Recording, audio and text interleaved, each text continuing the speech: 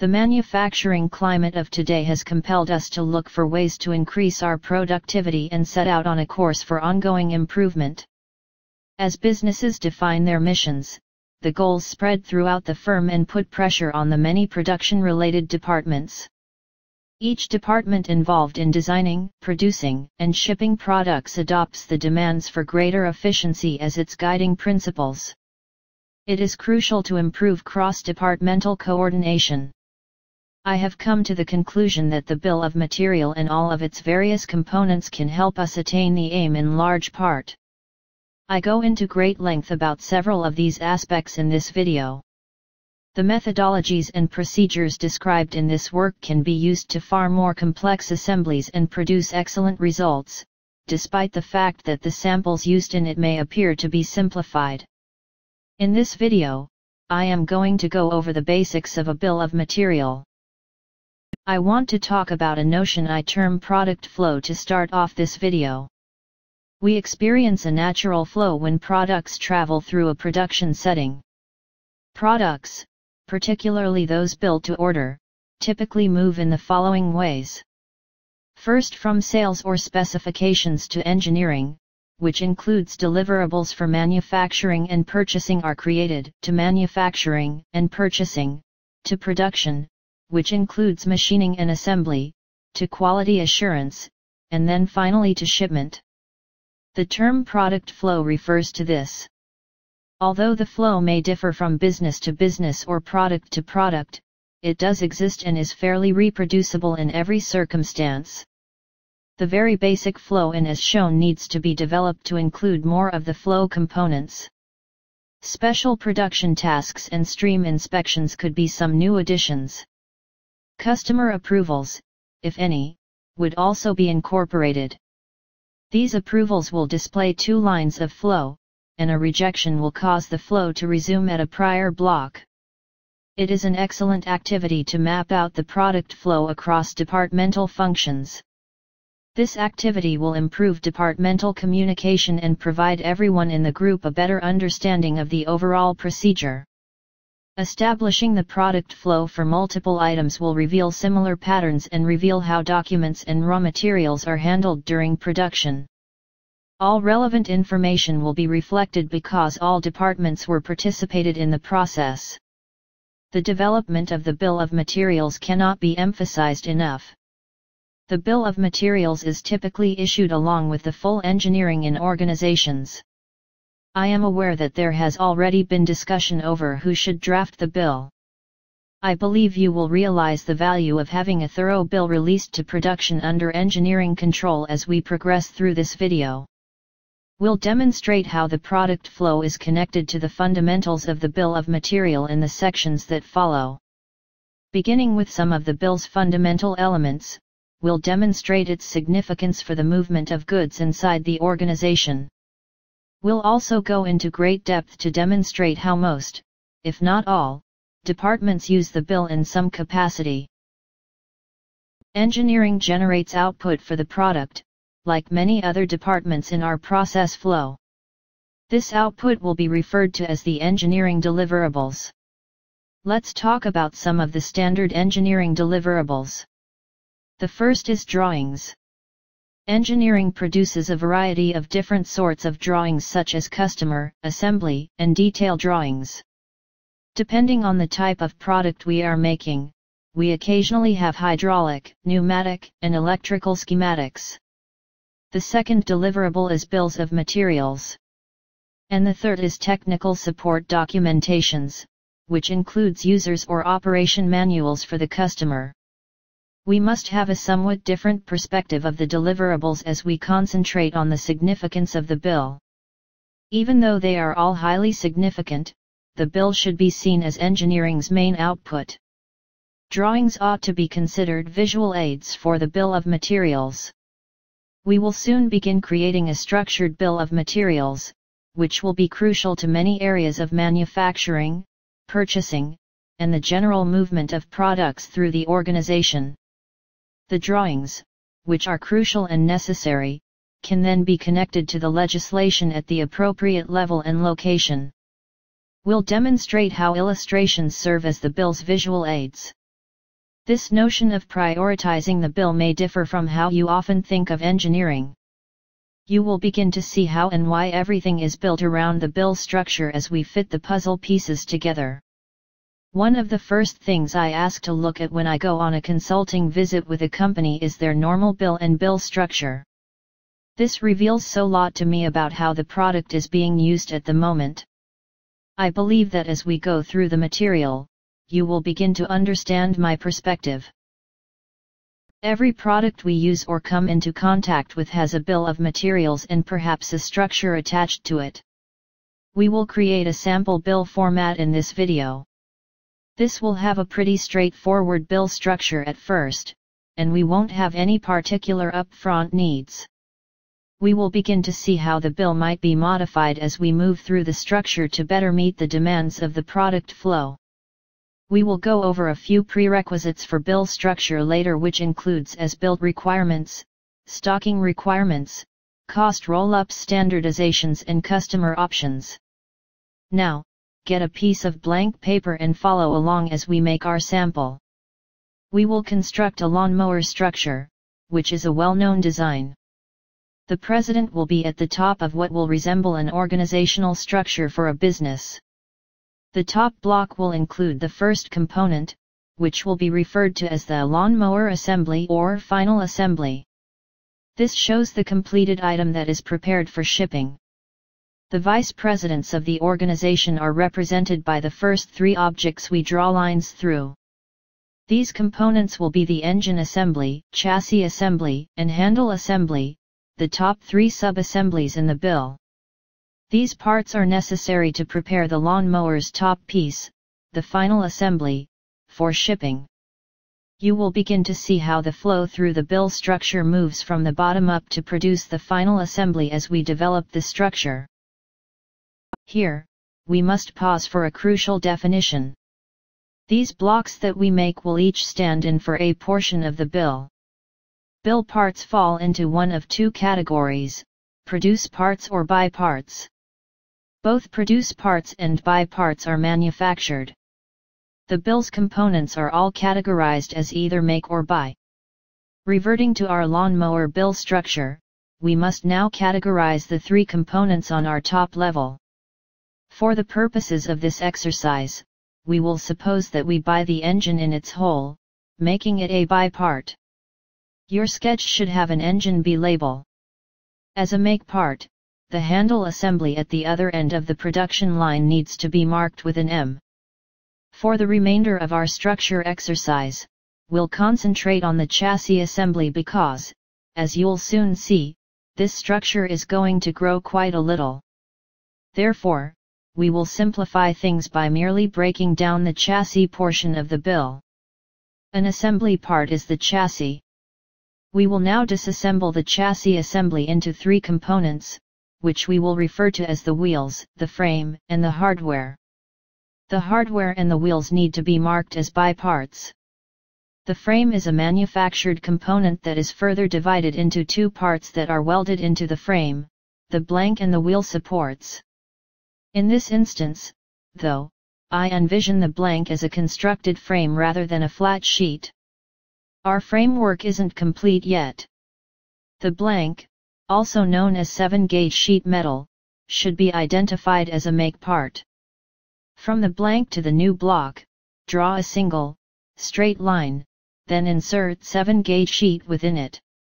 The wheel supports should disassemble into a single block known as 4-inch bar stock because they are manufactured parts. The 4-inch bar stock and the 7-gauge sheet should be identified as buy parts.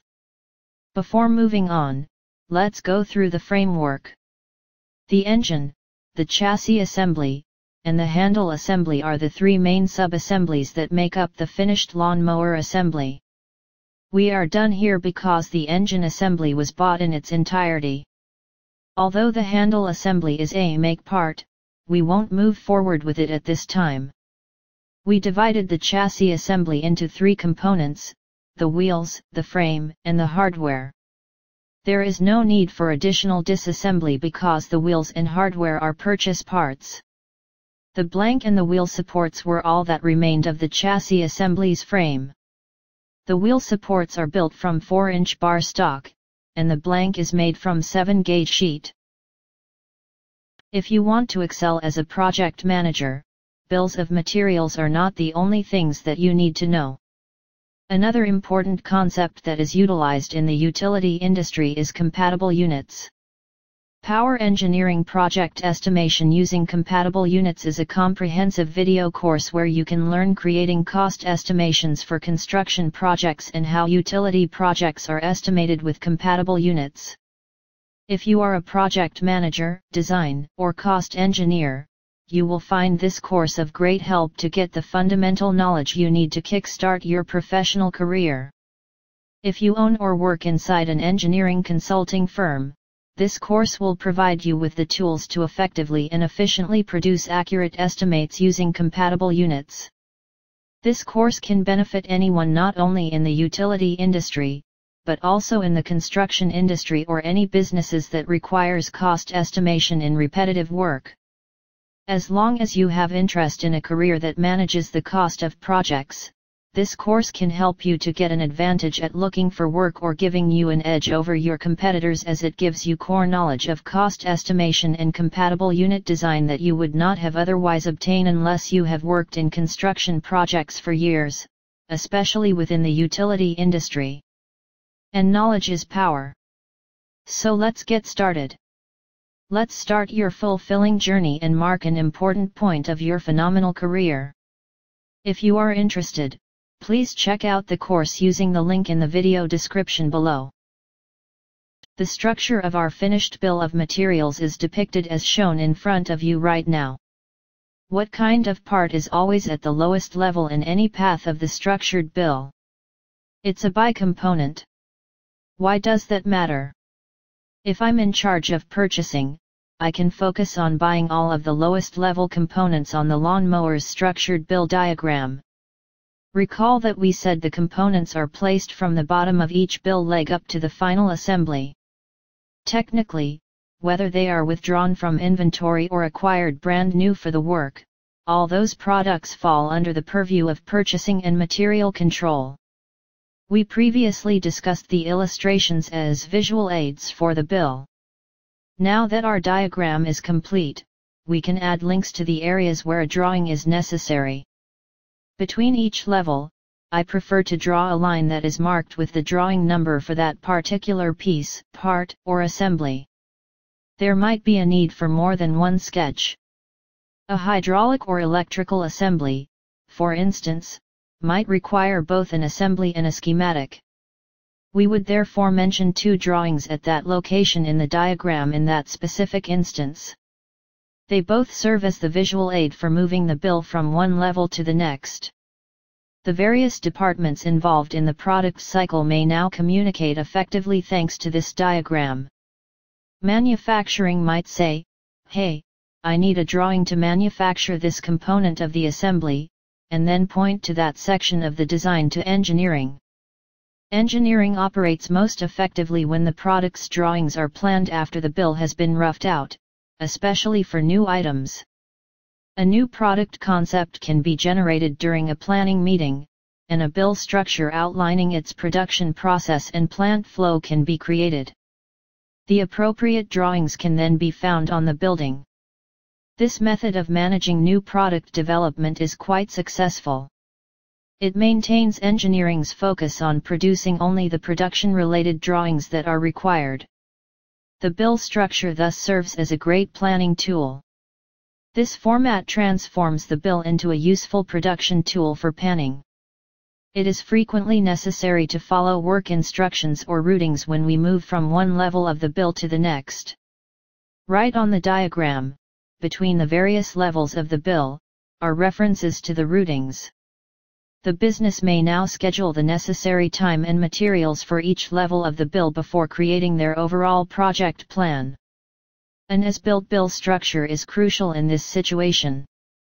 More on as-built will be covered a little later.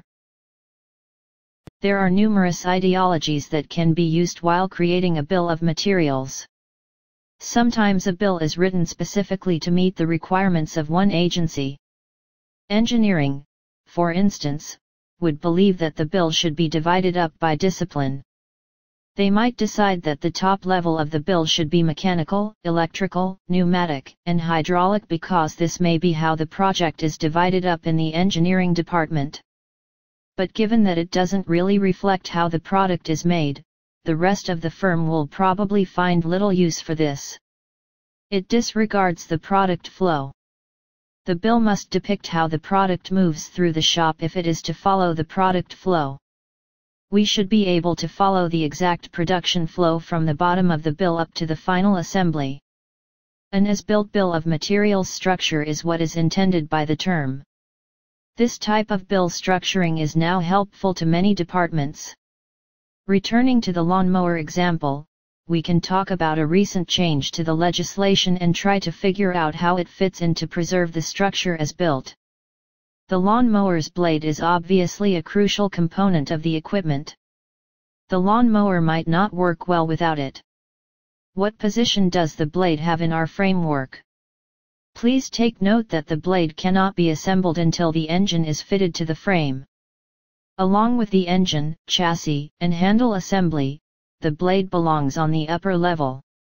The blade will arrive when it is needed and not too early in the process thanks to the location of the blade here on our building and the careful scheduling and resource planning that will be done. This illustration demonstrates the significance of a as-built bill for just-in-time planning. Although our example is straightforward, if you consider a product with a longer lead time, having the parts arrive earlier than necessary increases inventory and leads to inefficiencies. I believe that by using this example, you can begin to understand how the scheduling requirements for producing a product relate to the bill structure. It is necessary to schedule the blade production so that it is finished when it is required for assembly.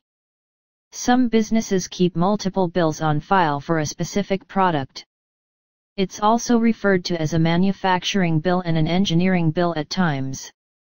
The need for maintenance typically increases as a result. The job doubles when there are two bills to pay. It is preferable to preserve just one bill and designate it as built.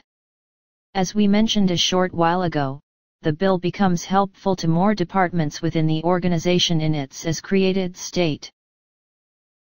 Now that we've spoken about adding as built, it's time to consider scheduling. The Gantt chart is the standard approach for scheduling that everyone enjoys using. Henry Lawrence Gantt invented the Gantt chart for the first time in 1910 as a project management and scheduling tool. The chart mainly consists of a timeline across the top of the page and a list of tasks along the side of the page. It indicates when specific activities must be completed in order to preserve overall project delivery. The project could be the creation of a product, a building project, or really any activity you want to organize. Controlling all significant construction projects, including bridges, large buildings, and highways, has come to rely on Gantt charts. We can use the routings, the lead times for acquired parts, and the bill of material structure as built when using Gantt charts to plan a product. We need to split down the schedule in the same way as we break down the bill structure into sub-assemblies. Each block in the bill would be examined, and the necessary resources and time frames would be set. Each block then functions as a task in the Gantt chart in this situation. The blank and the wheel supports are the two components that make up the frame in our lawnmower example. The material needed for the blank has a lead time. Additionally, bar stock with a lead time is a required material for the wheel supports. The wheel supports and blank were turned into the frame using the routing we previously mentioned. The completion of this routing also takes time. Linking the jobs together is a crucial step in the Gantt chart scheduling process. We must first finish the blank and the wheel supports before we can start building the frame. These tasks must therefore be created first because they are connected to the frame. If they are created in the same lathe, we might need to connect the four of them since you need 4 wheel supports. That implies that they must be created sequentially, taking a total of 20 hours, 5 hours multiplied by 4. You begin to have an idea of how long it will take to complete the frame portion of the bill when you design the Gantt chart. Now, we indicated that obtaining the 7-gauge and bar stock took some time. Those times would be eliminated from the Gantt chart, or at the very least decreased if these things were stored, which they most likely would be in this situation. The resource need is another crucial aspect of scheduling. The department or work center that must allot the time to finish the task is the resource. Making the wheel supports necessitates using a lathe, therefore we can classify that job resource as machining. Welding might be the resource for that section of the program, since the routing steps we provided to construct the structure mostly involved welding. Since each task requires some resource specification, these are being added to the schedule as we add them to the Gantt chart. Now that you have created these plans and allocated the necessary resources and times, you can begin to develop a capacity plan for producing the product. You can create a comprehensive capacity plan for the shop, or even extend the plan to include other corporate departments like engineering, process planning, and material control, if you do this for all the goods produced in the shop.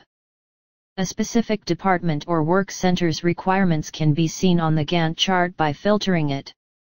The duties at the machine shop, for instance, may be highlighted to show the needs of that work center. You can view the exact requirements for a given machine shop work center if you create your schedules based on that work center, for example, lathe work. If you like this video, please like this video and subscribe to our channel. Also, check out our Twitter account under the name of eBootcamp, where you would find the latest news in the world of electrical engineering. Thank you, and I hope to see you in our other videos. Bye for now.